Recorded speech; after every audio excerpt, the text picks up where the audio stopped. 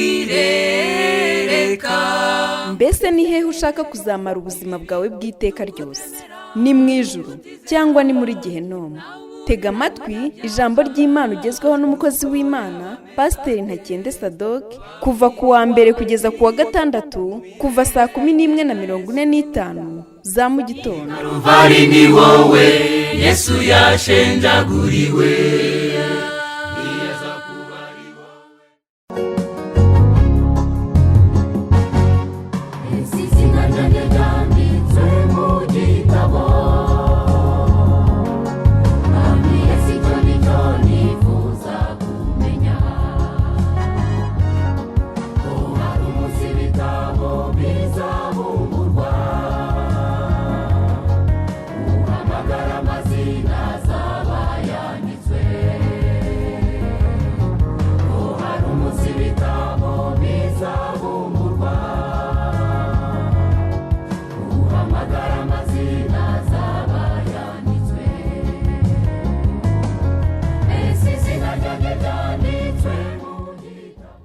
Reka tubasuhuze kandi nizere yuko mukomeje kugubwa neza aho muri hose n'ibyo murimo ibyo ari byo byose, kandi mbaha ikaze muri iki kiganiro aho tugiye gusangira ijambo ry'Imana.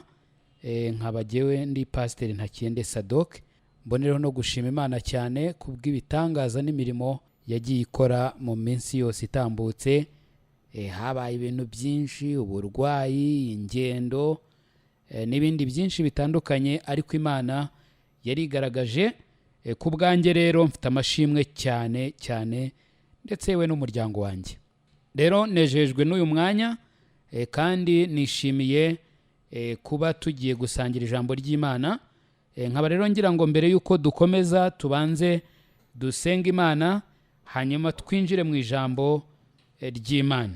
Uyu munsi turi bube tureba ku kubaka ku rutare. Kubaka ku rutare. Mana nziza, Mana igira neza, turagushimye kandi turaguhimbaje.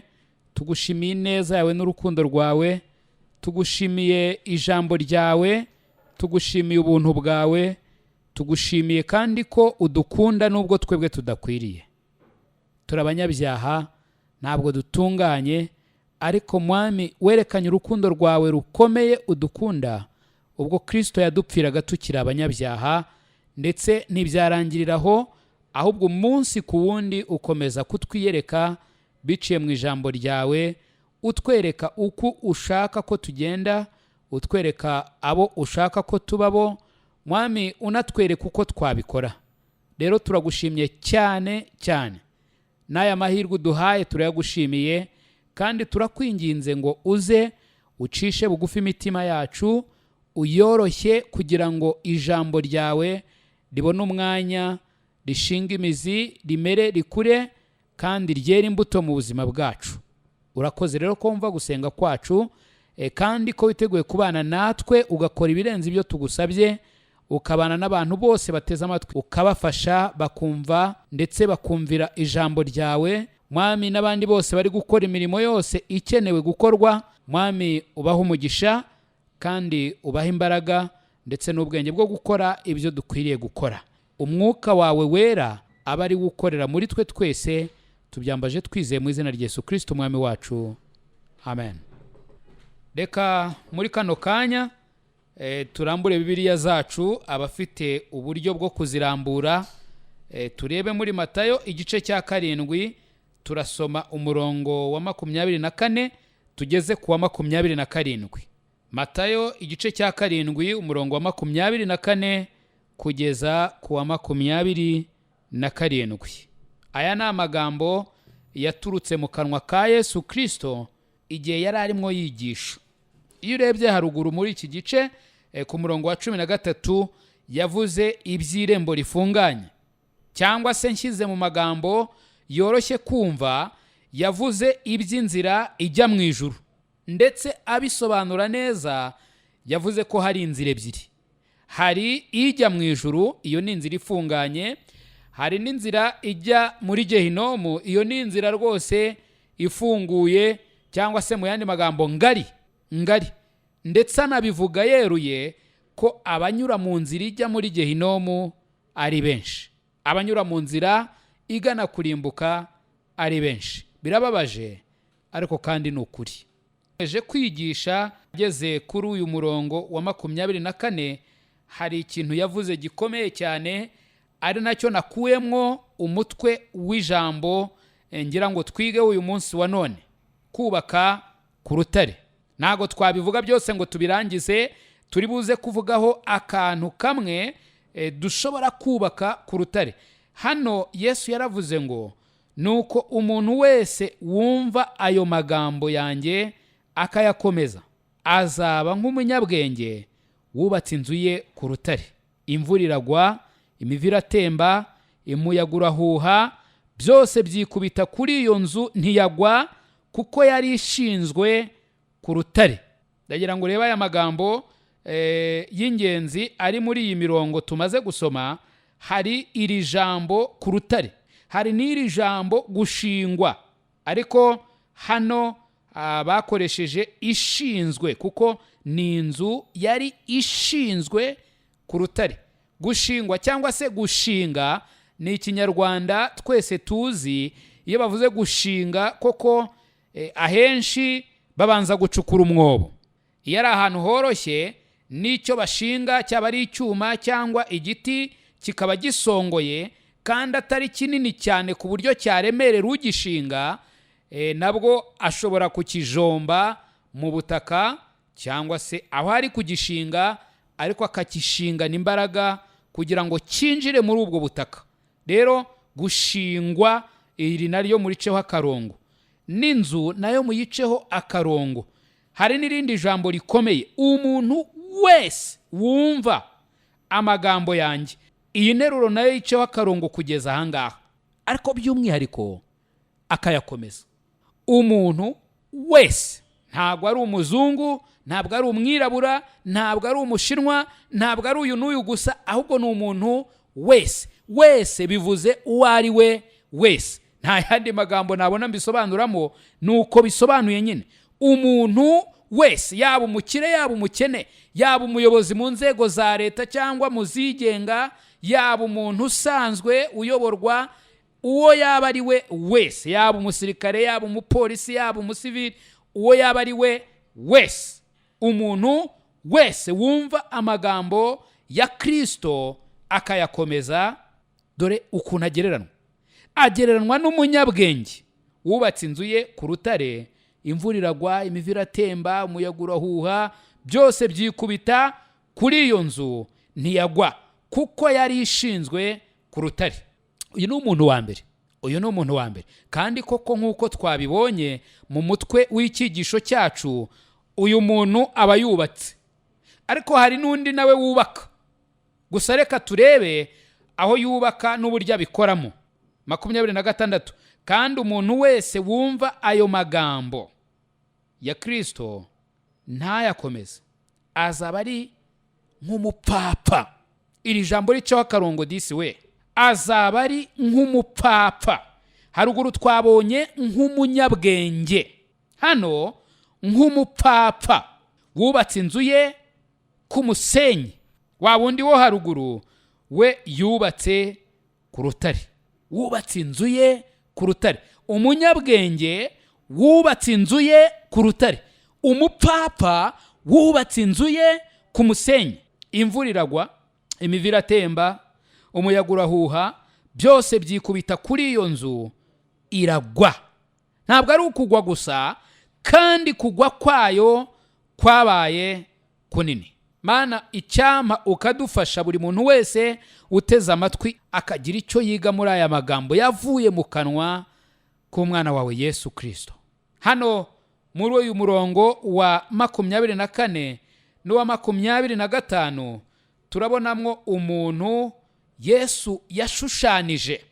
Ntabwo ari umuntu runaka, ahubwo ni umuntu Yesu yashushanije. Kandi uyu muntu yari arimo gushushanya ni umunyabwenge, yari arimo ashushanya umunyabwenge. Yesu yaravuze ngo habayeho umuntu yacaga nk'umugani, ariko yari arimo yigisha mu mvugo ishushanya. Aravuga ngo umuntu wese wumva amagambo yanjye, uwo ni Kristo, wumva amagambo ya Kristo akayakomeza. Icyamu kumva amagambo ya Kristo ukayakomeza. Muri iyi minsi hari ikibazo gikomeye cyane, abantu ntibashaka kumva amagambo ya Kristo. Abantu benshi muri iyi minsi ya none bashaka kumva ibyo bashaka kumva. Mu yandi magambo, bashaka kumva ibiryoheye amatwi yabo, bashaka kumva ibihuje n'irari ryabo, ntago bashaka kumva amagambo ya Kristo. Nyamara Yesu Kristo aravuga ngo umuntu wese wumva ayo magambo yanjye akayakomeza azaba. Ntabwo azagumaho gutyo gusa nk'uko ari, ahubwo hari icyo azahinduka cyo, hari icyo azaba cyo. Yesu aravuga ngo azaba nk'umunyabwenge wubatse inzu ye ku rutare, wubatse inzu ye ku rutare. Turimo turaganira ku kubaka ku rutare. Yesu aya magambo yavuye mu kanwa ke, kandi yayavuze mu mutima wuzuye urukundo, kuko yayabwiraga abantu akunda kandi yifuriza ko batakora ibintu bya, reka nkoresha ijambo riri mu rurimi rw'amahanga, batakubaka ibintu bya fake, batakubaka ibintu bidafatika, bidakomeye, byasenyuka uko bibonye uko ariko kose. Yesu rero aravuga ati umunyabwenge yubatse inzu ye, ariko yitondera aho ayubaka disi we. Ntabwo umunyabwenge apfa gukora ibyo akoze uko abonye uko ariko kose, ahubwo turebye neza kuri iri jambo kubaka. Kubaka, umuntu wese w'umunyabwenge ugiye kubaka, hari ibintu bigera kuri 3 cyangwa 4 agomba kwitondera. Icya mbere, agomba kwitegura. Kubaka bikwiriye kubanzirizwa no kwitegura. Kwitegura rero nabyo agomba kwitondera ibintu bigera kuri 3. Icya mbere, akwiriye gutegura ibikoresho azubakisha. Umunyabwenge akwiye kwitondera ibikoresho azubakisha. Njya numva abantu benshi babubatsi bavuga ngo umucanga mwiza ni Kayumbu, ndavuga hano i Kigali n'ahandi hirya no hino, bafite uko babizi. Abubatsi barakubwira ngo umucanga mwiza uzagura uwahanaha, amabuye uzagura yahanaha, uzagure ibikoresho ahanaha. Nibo bagira ibikoresho bya karite cyangwa se bifite ubudakemwa, byujuje ubuziranenge.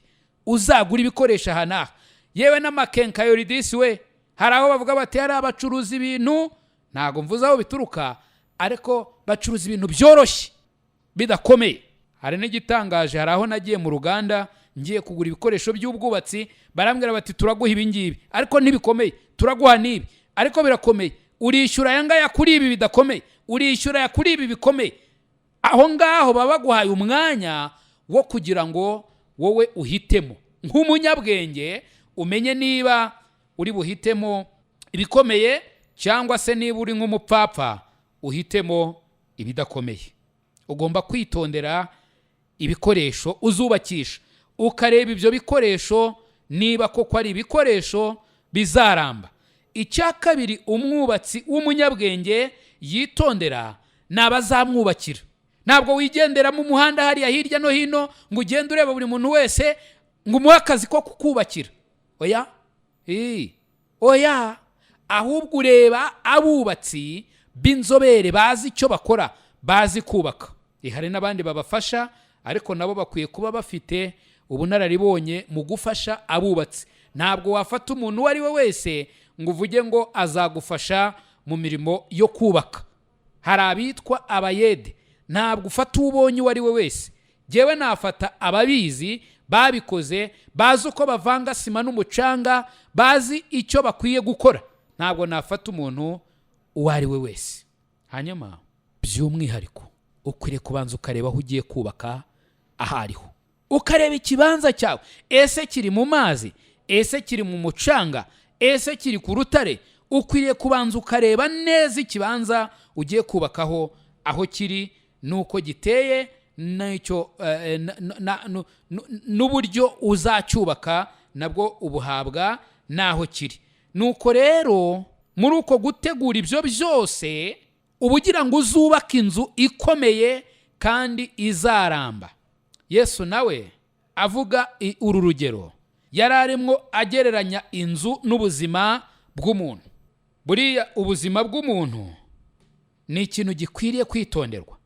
Ubuzima bwawe wowe uteze amatwi ni ikintu ukwiye kwitondera, ukamenya uko ubwubaka. Buri kintu cyose ukora, uretse ko hari abakora ibyubaka ubuzima, hakaba n'abakora ibisenya ubuzima. Icyaha buriya ni kibi cyane. Icyaha gishuka umuntu ku buryo asenya ubuzima bwe, akabwirangiriza, nta wumufashije, nta wugize gute, we akabwisenyera. Umubiri we agasigara warabaye igipampagara, warabaye ikintu kiri aho ngaho kubera ko ubwe yabwisenyeye. Ariko icyo turi kurebaho uyu munsi wa none ni ukuntu ushobora kubaka ubuzima bwawe kandi ukabwubaka ku rutare. Yesu rero yari arimo yigisha, ntabwo turi buze kugaruka guhera mu gice cya 5 aho yari arimo abwiriza ari ku musozi, ngo tuze tugere muri iki gice cya 5, tugere mu cya 6, tugere mu cya 7, ndetse tunakomeze mu cya 8. Ahubwo ndagira ngo turebe kuri aya magambo gusa yavuze, ashushanya uyu muntu w'umunyabwenge ndetse avuga no kuri uyu w'umupfapfa, hanyuma twerekeze ku kintu nyirizina ngira ngo tuvugeho uyu munsi wa none. Dukwiriye kubaka ku rutare. Umuntu wese wumva amagambo ya Kristo akayakomeza ahwanye n'umunyabwenge wubatse inzu ye ku rutare. Ushatse uyu murongo wavuga uti umuntu wese wumva amagambo ya Kristo akayakomeza azaba nk'umunyabwenge wubatse ubuzima bwe ku rutare. Erega nuko igihe cyacu kiba kipimye, ariko ndakutwara mu byanditswe tukareba neza kuva mu itangiriro tugakomeza tukagera mu isezerano rishya, tukagera mu byahishuwe, twasanga uru rutare ari Kristo.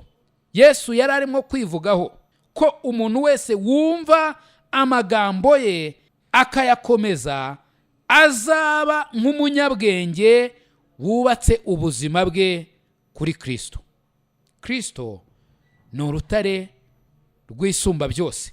Rero uyu muntu iyo yubatse ubuzima bwe ku rutare ari rwo Kristo, rwose inzu ye irakomera, cyangwa se ubuzima bwe burakomera. Kandi igituma bukomera ni uko buba bushinzwe mu rutare. Iri jambo gushingwa rinyibutsa amagambo ari muri Yohana igice cyaho cya 15, aho Yesu yavuze ngo ndi umuzabibu w'ukuri kandi data ni nyirawo uwuhingira. Ishami ryose ryo muri jye ritera imbuto arikuraho, iryera imbuto ryose aryanganyaho amahage yaryo ngo rirusheho kwera imbuto. Urabona ko ahangaha Yesu arimo aragereranya abizera cyangwa se abakijijwe n'amashami ashinzwe muri we. Ntabwo nshaka ko tujyayo cyane, gusa icyanditswe cyanjemo ubwo natekerezaga kwa aya magambo kugira ngo urebe neza yuko ukwiriye gushingwa muri Kristo disi we, ukwiriye kubaka ubuzima bwawe muri Kristo, ukaba ushinzwe muri we, ukaba ushinze imizi muri we, kuko nibwo utazagwa igihe hazaba habayeho kugwa kw'imvura. Kandi uku kugwa kw'imvura ntugire ngo ni ikindi, ahubwo ni igihe hazaba habayeho isuzuma. Muri iki gice cya 7 ni namwo Yesu yavugiye amagambo akomeye azumvikana mu matwi y'abantu bakeka yuko ari abakristo ndetse b'imbere. Kuko urebye hano ku murongo wa 21 Yesu yaravuze ngo umuntu wese umbwira ati mwami mwami, si uzinjira mu bwami bwo mu ijuru keretse ukora ibyo data wo mu ijuru ashaka. Donc kuba umuntu avuga ngo Yesu Yesu, haleluya haleluya, Imana ishimwe Imana ishimwe, ntabwo ari byo bizamugeza mu ijuru, ahubwo umuntu ukora ibyo data wo mu ijuru ashaka niwe uzinjira mu bwami bwo mu ijuru.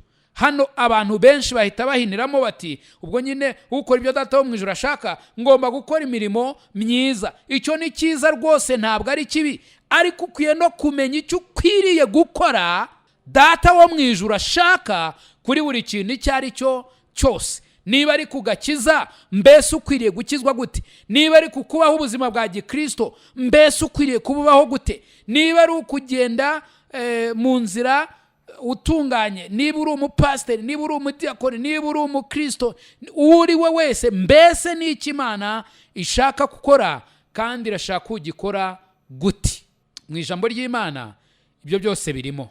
Rero arababwira ati ku murongo wa 22, benshi bazambaza kuri uwo munsi bati mwami mwami, ntitwahanuraga mu izina ryawe, ntitwirukanaga abadayimoni mu izina ryawe, ntitwakoraga ibitangaza byinshi?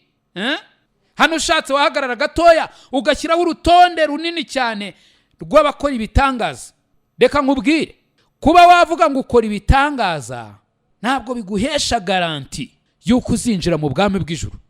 Aya si amagambo ya Sadoki, aya ni amagambo yavuye mu kanwa ka Yesu Kristo. Yesu Kristo yarivuye ngo umuntu umbwira ngo mwami mwami mwami mwami mwami mwami mwami, ntabwo ari uzinjira mu bwami bw'ijuru keretse ukora ibyo data wo mu ijuru ashaka. Arangije avuga ukuntu ngo benshi, ntabwo ari bake, benshi bazaza imbere ye bamubaza bati niko mwami, ntitwahanuraga mu izina ryawe, none se ntitwirukanaga abadayimoni mu izina ryawe?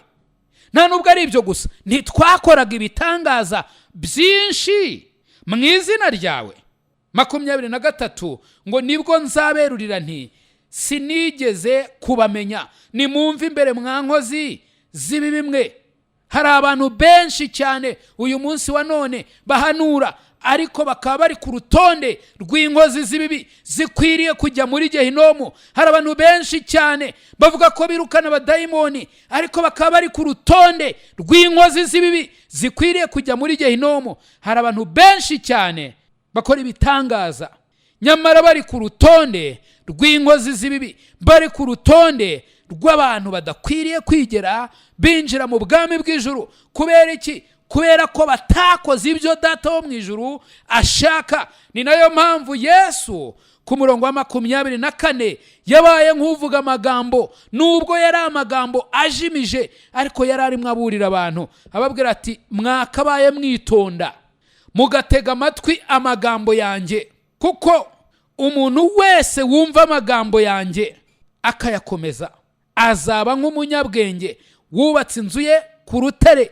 Imvura iragwa, imivu iratemba, umuyaga urahuha, byose byikubita kuri iyo nzu ntiyagwa, kuko yari ishinzwe ku rutare. Icyama ukaba umunyabwenge uyu munsi wa none, icyama ugahitamo neza, ugahitamo gutega amatwi ijambo rya Kristo, icyama ugakomeza ijambo rya Kristo, kuko nibwo waba ubaye nk'umunyabwenge uri kubaka ubuzima bwawe ku rutare.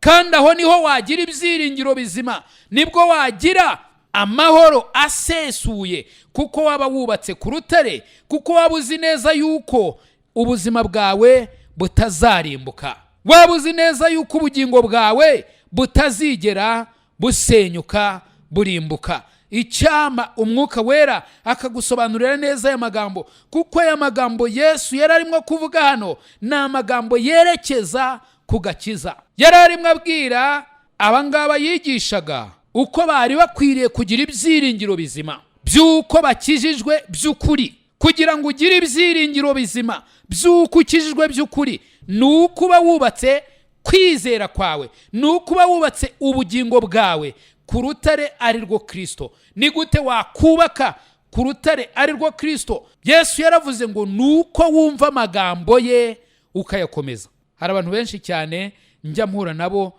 nkamubaza nti se inshuti yanjye urakijijwe? Ati rwose pe ndimo ndagerageza. None se urakijijwe? Yewe ngerageza gukora imirimo myiza, ndagerageza ibibi bikantanga imbere. None se urumva Yesu aramutse agarutse kano kanya urumva wajya mu ijuru?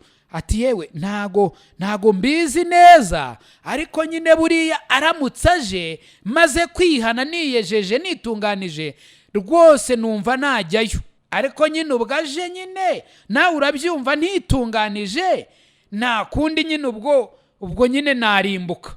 Muri make ugasanga nta byiringiro bizima umuntu afite, nta byiringiro bizima ahagazeho ngo abe yakubwira ati nzi neza ntashidikanya ko ndi kwigira muri gehinomu, cyangwa se ngo anakubwira ati nzi neza ntashidikanya ko iwacu ari mu ijuru, niho ndimo kujya, niho iwacu, niho ubuturo bwanjye buri. Njya nkunda indirimbo cyane ziri mu gitabo, ariko mfite byinshi bitandukanye. Hari icyo mfite cy'umutuku, hari icyo mfite cy'ubururu, hari n'icyo mfite cy'icyatsi kibisi, ariko muzi icyatsi kibisi arizo tumenyereye twese. Harimo indirimbo nyinshi nkunda cyane zaririmbwe n'abakristo, buzuye wa munezero navugaga, buzuye kwa kumenya badashidikanya, ari nako kwizera this way, kumenya udashidikanya ko ibyizerwa bitazabura kubaho. Ko niko kwizera. Rero abari buzuye uko kumenya, abari buzuye ibyo byiringiro, bagiye baririmba indirimbo nziza cyane, ndetse bakavuga neza ibyiringiro byabo muri izo ndirimbo. Ntabwo nshaka ko tuzijyamo, ariko nawe urazizi. Urazizi. Gusa binyibutsa cyangwa se bikantera kongera gutekereza kwa aya magambo Yesu yavuze ko umuntu wese wumva amagambo ye akayakomeza azaba ari umunyabwenge wubatse inzu ye ku rutare. Ibi byose byavuzwe hano kuri rutonde byaza bikikubita kuri iyo nzu ntishobora kwigera ihirima. Mu yandi magambo, iyi nzu iri muri assurance, cyangwa se irizewe rwose, umutekano wayo uruzuye kandi wuzuye kubera yuko iyi nzu yubatse ku rutare. None se uko kuyubaka ku rutare Yesu yavugaga ni ukugira gute? Yesu yararimo kuvuga ku muntu wumva amagambo ye akayakomeza. Umva inshuti yanjye we, nakubwiye ko turi buvuge ku kintu kimwe, twavuga ku bintu byinshi bigiye bitandukanye, ariko ndagira ngo kubera impamvu z'igihe tuvuge ku bijyanye n'agakiza. Hari indirimbo twatangiye twumva, muri iyo ndirimbo babaza ikibazo ngo mbese izina ryanjye ryanditswe mu gitabo, mbese umunsi ibitabo bizabumburwa bagahamagara amazina, mbese izina ryanjye rizahamagarwa. Wari ukwiye kwibaza icyo kibazo, wari ukwiye kukibaza uyu munsi. Niba ugiriwe ubuntu bwo kubuteza amatwi y'iradiyo, wari ukwiye kwibaza icyo kibazo, ukibaza uti ese izina ryanjye ryanditswe mu gitabo cy'ubugingo, mbese wa munsi ibitabo bizabumburwa, mbese iryanjye rizahamagarwa mu gitabo cy'ubugingo. Wari ukwiye kwibaza icyo kibazo. Rero twihuse ku bijyanye n'agakiza.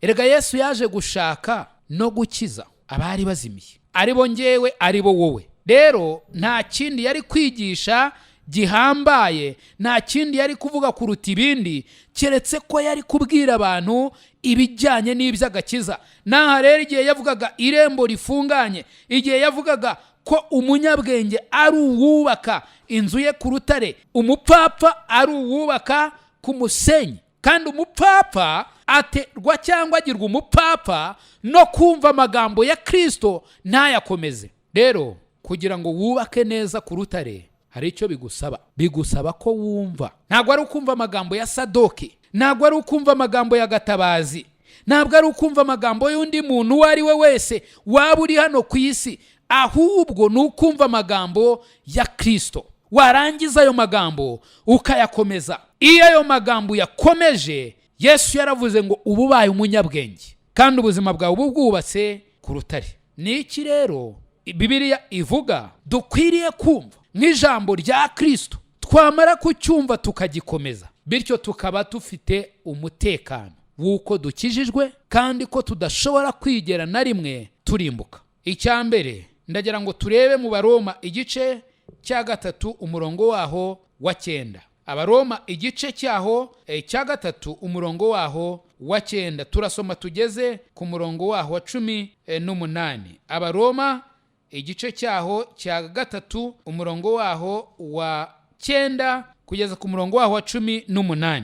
Bibiliya yigisha ko abari mu isi twese turi abanyabyaha. Cyo ni ikintu cya mbere ukwiriye kumenya. Niba ushaka gukizwa disi we, ukaba wumva ushaka gukizwa, ukaba wubatse ku rutare, ukaba wizeye neza 100% yuko udashobora kwigera urimbuka, iki ni ikintu cya mbere ukwiriye kumenya. Abari mu isi twese turi abanyabyaha. Abaroma 3:9-18 birambwira ngo nuko tuvuga iki? Mbese turabaruta? Oya da, habe na gato, kuko tumaze guhamya Abayuda n'Abagiriki yuko bose batwarwa n'ibyaha. Yo biri bivuze Abayuda, ibivuze kuri ku Bisirayeli, kandi abantu bose basoma Bibiliya, yewe n'abatayisoma iyi nkuru n'ikimomo bose barayizi. Abisirayeli ni ishyanga ryatoranijwe n'Imana kugira ngo irigaragarizemo imirimo yayo ikomeye, by'umwihariko imirimo ijyanye no kutuzanira iyi nzira y'agakiza. Bose rero, baba Abayuda, baba abanyamahanga, twese twakoze ibyaha, dutwarwa n'ibyaha, nk'uko byanditswe ngo ntawukiranuka n'umwe. Ese iyo Bibiliya ivuze ngo ntawukiranuka n'umwe, ubwo ibisize ndera? Reka da, yaba Sadoki, yaba Gatabazi, yaba n'abandi bose, twese nk'uko turi, ntawukiranuka n'umwe, ntawumenya, ntawushaka Imana. Bose barayobye, bose bahindutse ibigwari, ntawukora ibyiza n'umwe. Umuhogo wabo nimva irangaye, bariganishije indimi zabo, ubusabwe bwica buri mu minwa yabo, akanwa kabo kuzuye ibitutsi n'amagambo abishye, ibirenge byabo byihutira kuvusha amaraso, kurimbuka n'umubabaro biri mu nzira zabo, inzira y'amahoro ntibarakayimenya, kubaha Imana ntikuri imbere yabo. Abo ni abantu twese turi mu isi, twese twakoze ibyaha. Yewe urebye no ku murongo wa 23 w'iki gice uravuga ngo kuko bose bakoze ibyaha ntibashyikira ubwiza bw'Imana. Hari n'ibyanditswe bindi byinshi cyane dushobora gusoma, byose byerekana ko twese twakoze ibyaha. Kandi nk'uko Bibiliya ibivuga, ntabwo twakoze ibyaha gusa, ahubwo kuko dukomoka kuri Adamu twarazwe kamere ye y'ibyaha. Donke ntabwo ndi umunyabyaha gusa kubera ko natukanye, kubera ko nabeshye, kubera ko narwanye, kubera yuko nibye, kubera ibyo bikorwa byose tuzi by'ibyaha. Oya, ahubwo ndi umunyabyaha kubera ibyo byose nkora, wongeyeho ko no ku bwa kavukire ndi umunyabyaha. Ntibigarukiraho, ndi umunyabyaha udashobora na rimwe kwigera nikiza. Kubera iki se nkeneye agakiza? Nuko icya kabiri mu Baroma 6:23 haratubwira ngo, reka tuharebe disi we. Abaroma 6:23 haratubwira, hatangira haduha amakuru meza ngo kuko, ntago ari amakuru meza, ni amakuru mabi, kuko ibihembo by'ibyaha ari urupfu. Wenda reka tube turekera, ibihembo by'ibyaha ni iki? Ni urupfu. Ninde utarabeshya? Ninde utaragira umujinya? Ninde utaratwara ikintu kitari iki? Ninde utarigeze agira ishyari? Ninde utarigeze wifuza ikintu cy'abandi? Reka tuvugishe ukuri, twese twakoze ibyaha. None Bibiliya iratubwiye ngo kuko ibihembo by'ibyaha ari urupfu. Imana rero ntabwo ishobora kwigera yambura. Imana idashobora kubeshya, ivuze ko ibihembo by'ibyaha ari urupfu. Kibazo kiravutse. Sadoki ndi umunyabyaha. Sadoki sinshobora kwigera nivana mu byaha byanjye. Kandi ikibazo nuko ibihembo by'ibyaha ari urupfu. Rwaba urupfu rw'umubiri, rwaba n'urupfu rwo mu buryo bw'umwuka. Hari urupfu uru rw'umubiri, twese tuzarupfa, kandi urupfu ni ugutandukana. Nk'uko tubizi ndetse tujya tubyumva, iyo twagiye gushyingura abantu baravuga bati runaka disi yavuye mu mubiri, runaka yatashye. Icyo gihe baba bari kuvuga ukuri. Iyo umuntu yapfuye ntago bivuze ko aberekeye aho kubaho, ahubwo aba yavuye mu mubiri. None se aba yagiye?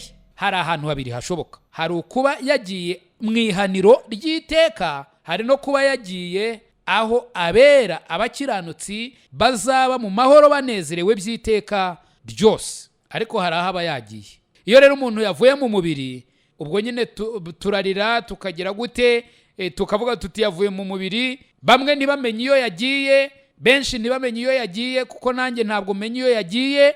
ariko iyo dushingiye ku byanditswe tukaba tuzi ubuhamya bw'umuntu ndetse nawe ubwe akaba yihamiriza, ndababwiza ukuri yuko hari abera bageze mu ijuru. Hari abera bo mu Rwanda bageze mu ijuru, hari abo n'ahandi hantu henshi hagiye hatandukanye ku isi hose bageze mu ijuru. Kubera iki mvuga ibi bintu? Nuko Imana ubwayo yabyanditse muri iki gitabo mu ijambo ryayo yuko abantu bose bakijijwe badashobora kwigera barimbuka. Bibiri duha n'abantu n'ingero z'abantu bagiye mu ijuru rwose. Kubera iki? Kubwo kwizera kwabo bagiye mu ijuru. Enoki yazamutse atiriwe napfa n'urupfu rw'umubiri. Eliya yazamutse atiriwe apfa n'urupfu rw'umubiri. Hari n'abandi bizera benshi bagiye mu ijuru. Erega harimo n'abuzi, niba bari bakijijwe baratashye bagezeyo, baradutegereje ndetse biteguye kuzaririmbana natwe indirimbo yo kunesha. Ariko icyo nagira ngo nkubwire disi we nuko urupfu ari ugutandukana. Rero urupfu rwa mbere rwo rw'umubiri, umuntu atandukana n'uyu mubiri akawuvamo akajya ahantu, haba aho umunezero w'iteka ryose cyangwa se aho umubabaro w'iteka ryose, bitewe no guhitamo yakoze igihe yari akiri muri uyu mubiri. Niba yarahisemo kwakira impano y'Imana, uwo nguwo ari mu munezero. Niba atarabihisemo kandi ari ahantu ho guhanirwa iteka ryose. Hanyuma urupfu rwa kabiri ni rwa rupfu rwo mu buryo bw'umwuka. Ahangaha ni cya gihe abanze kwakira Yesu bazatandukanwa n'Imana by'iteka ryose. Icya gatatu nuko impano y'Imana ari ubugingo buhoraho. Hano twari tumaze gusoma habitubwiye neza ko ibihembo by'ibyaha ari urupfu, ariko impano y'Imana ni ubugingo buhoraho muri Yesu Kristo umwami wacu. Muri Yohana 3 uhereye ku murongo wa 14 uze kwasoma ugeze ku wa 18, herekana urukundo rw'Imana rukomeye, ngo Imana yakunze abari mu isi cyane, yakunze wowe, yakunze jewe, ibituma itanga umwana wayo w'ikinege kugira ngo umwizera wese atarimbuka ahubwo ahabwe ubugingo buhoraho. Impano y'Imana ni ubugingo buhoraho muri Kristo Yesu. Hanyuma icyakane, ukwiriye kumwakira. Urebye hano mu Baroma igice cya 10 ari naho ngiye gusoreza, Bibiliya iratubwira ngo ku murongo wa 9, ni watuza akanwa kawe yuko Yesu ari umwami, yuko Yesu ari Imana, yuko Yesu ashobora byose, yuko Yesu ari we mukiza. Ni watuza akanwa kawe yuko Yesu ari umwami, ukizera mu mutima wawe yuko Imana yamuzuye akava mu bapfuye, uzakizwa. Murongo wa 13 uravuga ngo kuko umuntu wese uzambaza izina ry'umwami azakizwa. Bibiliya iravuga neza yeruye yuko agakiza kari imbere ya buri muntu wese ushaka kukakira. Nuhitamo kukakira, nirazima isezerano ry'Imana nuko uri bukizwe. Rero tubonye ibintu bigera kuri 4. Icya mbere, niba ushaka gukizwa nuko ukwiye kwemeranya n'Imana yuko uri umunyabyaha. Icya kabiri, ko ibihembo by'ibyaha byawe ari urupfu. Icya gatatu, ukwiriye kumenya ko impano y'Imana ari ubugingo buhoraho muri Kristo Yesu. Icya kane, nuko ukwiriye kumwakira. Mu kwizera ukwiriye kwakira Yesu Kristo nk'umwami n'umukiza w'ubugingo bwawe. Mana icyampa umucyo w'ubutumwa bwiza ukamurika mu mitima y'abantu bose bateze amatwi iyi radio.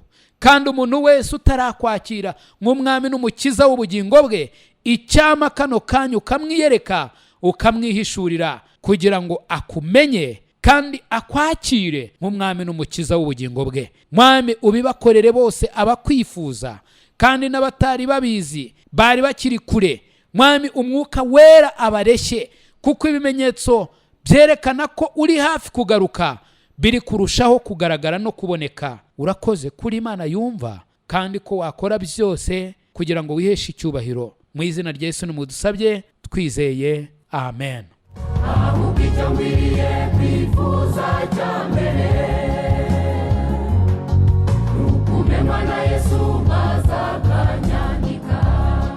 Rero kubera impamvu z'igihe amasaha yacu twari dufite ararangiye, ariko ndagira ngo nkubwire nshuti yanjye waruteze amatwi, niba ukeneye kumenya neza uko wakwakira agakiza, ndagira ngo nguhe nimero ushobora kuduhamagaraho. niba kandi ufite icyifuzo runaka, nabwo iyo nimero wayihamagaraho. Niba ushaka no kudusura aho dukorera kuri biro yacu, nabwo iyo nimero yagufasha, wayihamagaraho ku bufasha ubwo ari bwo bwose. Icyo utadusaba ni amafaranga, yo ntayo dufite, ariko niba ukeneye kumenya uko izina ryawe ryakwandikwa mu gitabo cy'ubugingo, uko wakura mu by'umwuka, ibyo byose twagufasha. Uko wakubaka urugo rwawe urwubakiye ku rutare, uko wakubaka umubano wawe n'Imana, ibyo byose twagufasha, natwe dufashijwe n'umwuka wera. Rero iyo nimero nta yindi ni 0783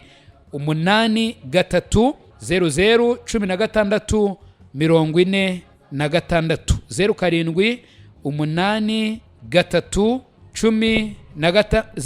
0783 0016 46. Iyo niyo nimero ushobora kuduhamagaraho. Imana rero ibahe umugisha, amahoro y'Imana abane namwe, kandi mufate umwanzuro mwiza. Imana ibahe umugisha. Izina ryanjye kwa mu gitabo, kumenya kubwiriza ntacyo byamarira. I Calvary ni wowe Yesu yashenjaguriwe. Nshuti mukundwa, mbese aho izina ryawe ryanditswe mu gitabo cy'ubugingo? Ese impanda ivuze Yesu agarutse nona, cyangwa uramutse uvuye mu mubiri, wizeye neza 100% ko wajya mu ijuru? Ndakwinginga ngo uyu munsi utekereze ku iherezo ryawe, maze ufate umwanzuro uruta iyindi. Imana iragukunda kandi Yesu aragutegereje. Ngwino, tebuka aguha agakiza, akuruhura umutwaro w'ubwoba, aguha amahoro, umunezero n'ibyiringiro byuzuye byo mu mutima. Ukeneye ubundi bufasha, waduhamagara kuri izi nimero 0783 0016 46. Imana iguha umugisha. Kuba ari wowe munyabyaha gusuhari, ntibyari kubuza Yesu kuza hano kugupfira. Niwaburira imbabazi